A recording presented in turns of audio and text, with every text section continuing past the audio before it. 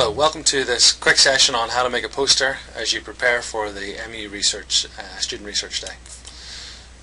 The first thing we want to look at is the purpose of your poster and why you're doing it. A poster is a pictorial or a graphical illustration of whatever research you've been carrying out. The idea here is that it's pictorial. It's a picture. You're putting together a visual display of the information that you have uncovered or discovered, and also how you got there. And so as you think about your poster, don't just think about the research that you did, but think about how would I best present this, and how can I present it in a visual format. A poster presentation is typically a little bit different to a platform presentation in terms of the poster is a one-on-one discussion often with a colleague or with another student. You're there in a room with multiple posters on the display boards, and people move from poster to poster, they move around the room, and they discuss and they talk about the things that most interest them. So there's more opportunity for engagement, there's more opportunity for a dialogue and a conversation than there is if you're doing a platform. If you're doing a platform, then that's just you at the front, typically communicating the information, and it may be the same information as is in your poster, but it's more of a one-way conversation. The audience is much more passive. There's some Q&A at the end, but there's not the same discussion. And so your poster has to allow you to discuss the research that you've done. So how do we actually create one? What are the nuts and bolts and the guidelines for doing this and doing it well? Well, we're going to use PowerPoint to create our posters. We're going to set up a PowerPoint slide, either using the attached template that you'll find in the information that's emailed to you, or you can go to PowerPoint, open up a new file, go to the Design tab up here, look at Page Setup and click on Page Setup, and you get this little dialog box that opens up for you.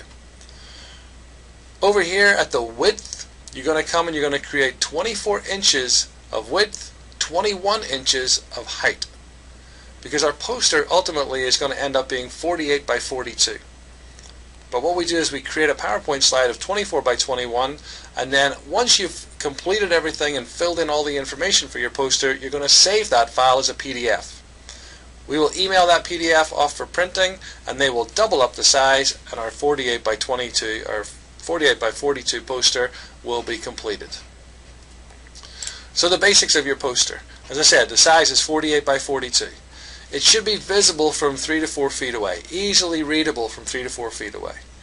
The font size should be about half-inch letter height, so you're looking at 16 to 18, sometimes up to 20 font, depending upon the font that you choose. But if you create the poster, put it on PowerPoint, and then display on screen as actual size, you'll be able to see the size of the font that you're going to have. The figures or the pictures that you use should be 6 by 4 photographs, if that's what you're using, or if you're going to put a chart or a graph or something like that, it should be somewhere around the 8 by 10 inch size. The individual elements of the poster, you've got a title, the author's names, the introduction, the methodology, the results, and then the discussion and the conclusion. Some people on the bottom right hand corner of their posters like to put acknowledgements. Some people like to put in 1 or 2 key references. Again, discuss that with your advisor as to what they would like to see on your poster, and then set it up accordingly. Now, we've talked about the size. If your poster is only being presented at the MU Student Research Day, then please follow the sizes that we've suggested. If, however, your poster is being presented at an external conference and they have their own criteria, then please follow those criteria, so you only have to print this once. You want to make sure that you print the appropriate size for the external audience that you're going to, and then we can accommodate different sizes at the internal research day here. So let's look at the individual sections. The title, first of all. Your title should be the exact title of the abstract that you submitted. Make it interesting, so think about the title before you submit the abstract. Your font size should be approximately 1 to 2 inches in height, and so as you set up the lettering, it should be 1 to 2 inches, preferably on the 2-inch side is better. That would make it visible from about 20 feet or so. The more visible your title is, then the more attractive it's going to be for people as they're scanning the room and looking to see what's available, and they're going to come, they're going to read your title, and then they're going to come and talk to you. You want to add in there the institution, so the name and the logo On the template that we've sent, the logo of the university is there. If you're not using the template, please get the logo of the university and put Marymount University up on there and the address. And then the author's names go underneath the title. Typically first name, middle initial, last name, typically in alphabetical order, but once again, discuss this with your advisor so that you make sure that you get the author's order and the author's names accurate to how they want to see it presented. The next section is the introduction. In the introduction, basically you present a clear, concise statement of the purpose of your poster. You want to use short statements that are easily read. No long-winded sentences that go on and on. This is not a paragraph of text. This is individual statements typically laid out with bullet points so that you can easily identify what's being addressed and that you can quickly answer any questions, or that you can let the author or the reader know exactly what you were looking at. The methodology is the next section, and that's the basics of what you did. Talk about the design of the study, talk about the data sources that you used, talk about the equipment that you used, talk about the statistics that you were going to use. The methodology should be concise, it should be easily replicated. So the reader should be able to read through your methodology and think, oh, I could do that, and follow each step to be able to replicate your study. The next section is the results section. And this is just the facts. What did you find? Now, you don't have to identify all of your results, but you should identify the key results. You want to present those results using tables or charts or graphs or pictures or some sort of visual representation if you can. Remember, a poster is a visual thing. You want your audience to be drawn into it, to look for the detail. You want to identify any outcomes or any measures that you used. Sometimes whenever you put a graph or a chart on there talking about a particular outcome, you need to put a descriptive label underneath each graphic. You might have to have a little brief description of what that graphic represents. But at the end of the day, when you look at this, if that graph doesn't actually tell part of the story, or that chart that you've included doesn't assist the story, then take it out. It's only going to be a distraction. The last thing that you're going to put together is the discussion or the conclusion. And your focus is on the conclusions. What did you find? How important is this work? What are the parallels or discrepancies with other research of this type? Is there any direction for further study? Should you continue this, or should this line of research be continued? You want to be concise.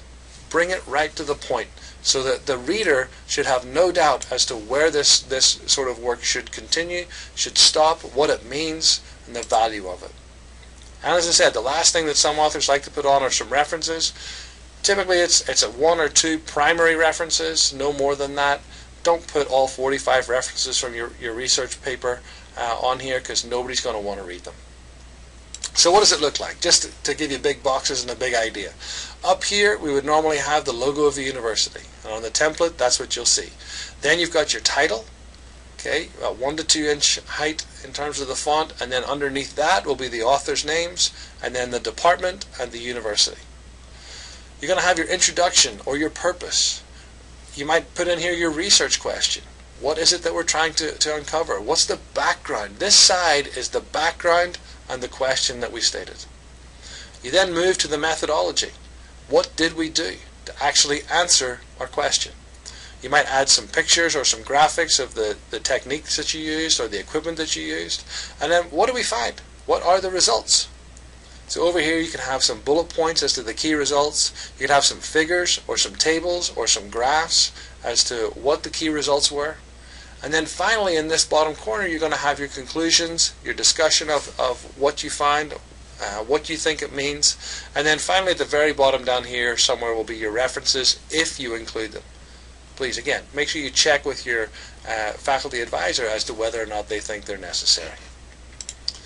Just some general tips. Organize your material. The poster should not be this scattered, haphazard thing.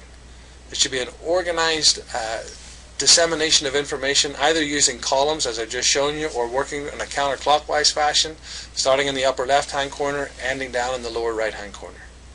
You're going to make your section headings a little bit different from the body of the text, so add bold or add a color, but not too many colors. This does not want to look like a rainbow up there. You want to use colors that work well together.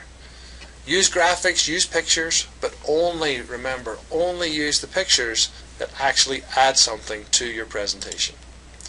And then finally, on the presentation day itself, bring a copy of your abstract just for reference. Prepare some handouts. Some people have done that before with some other highlighted points, some key points that you just couldn't fit on the poster. But most of all, we want you to enjoy the day.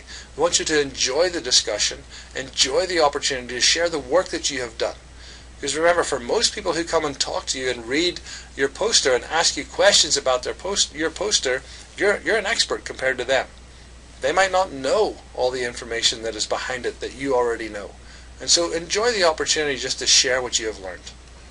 And finally, if you have any questions, please just email us at the Discover office and we'll try and help you out as best we can, or talk with your advisor and they'll know how to get in touch with us so that we can help you. We look forward to seeing you at Research Day, and all the best in preparing your poster.